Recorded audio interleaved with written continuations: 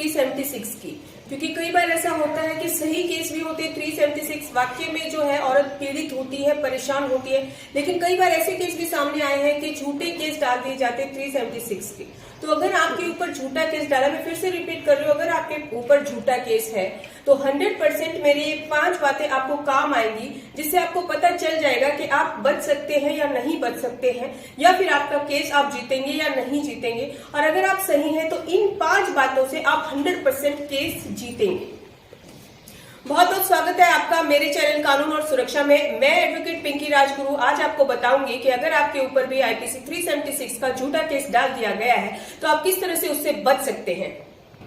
क्योंकि कई केसेस मेरे पास भी ऐसे आए हैं कि बॉयफ्रेंड गर्लफ्रेंड साथ साथ रहते हैं, लिविंग रिलेशनशिप में रहते हैं, 4-5 साल हो जाते हैं, उसके बाद जब उनका ब्रेकअप होता है तो जो गर्लफ्रेंड होती है, बेशक बॉयफ्रेंड ने उसके ऊपर कितना खर्चा किया हो, कुछ भी ऐसे कॉम्प्लिकेशंस ना हो, कोई भी फेक वादा ना किया हो, कुछ भी ऐसा नहीं किया हो, लेकिन फिर भी ब्रेकअप होने के बाद जो लड़की है उसके ऊपर आईपीसी 376 का झूठा केस कई बार लगा देती है।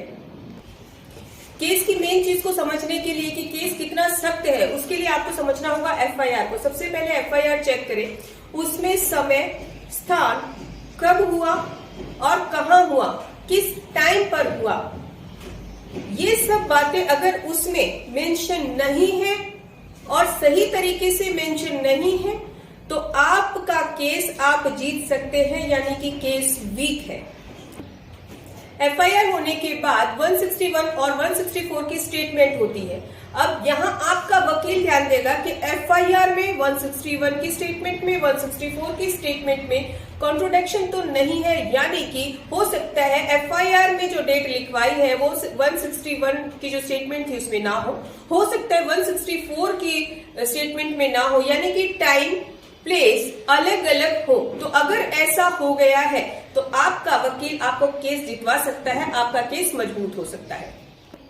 हमारा आगे का पॉइंट आता है मेडिकल का, क्योंकि अगर ऐसा केस हुआ है तो 72 घंटे के अंदर पुलिस की भी ड्यूटी बनती है कि मेडिकल करवाए, क्योंकि 72 घंटे के बाद कुछ भी ऐसा निकल कर नहीं आएगा। और अगर मेडिकल नहीं करवाया है तो क्यों नहीं करवाया है ये भी डिटेल्स आनी चाहिए। और अगर ऐसा कुछ नहीं आया है तो भी आपका केस मजबूत है। यहाँ पे ध्यान देने योग्य बात यह है, प्लेस का भी ध्यान दें, क्योंकि कई बार ऐसा होता है जब एफआईआर में जो जगह लिखवाई होती है उस समय आप और कहीं होते हैं, मान लीजिए आउट ऑफ इंडिया है, आउट ऑफ सिटी है, उसका प्रूफ आपके पास है, तो यहाँ पे जज साहब भी ध्यान देते हैं कि एक तो मेडिकल भी नहीं करवाया है, ऊपर से जब का स्थान बताया गया कि जिस समय ये हुआ उस समय ये व्यक्ति यहाँ पर मौजूद ही नहीं था। यहाँ पे आपका क्लियरेंस ये होना चाहिए, अगर आपके पास है तो भी आपका केस मजबूत है।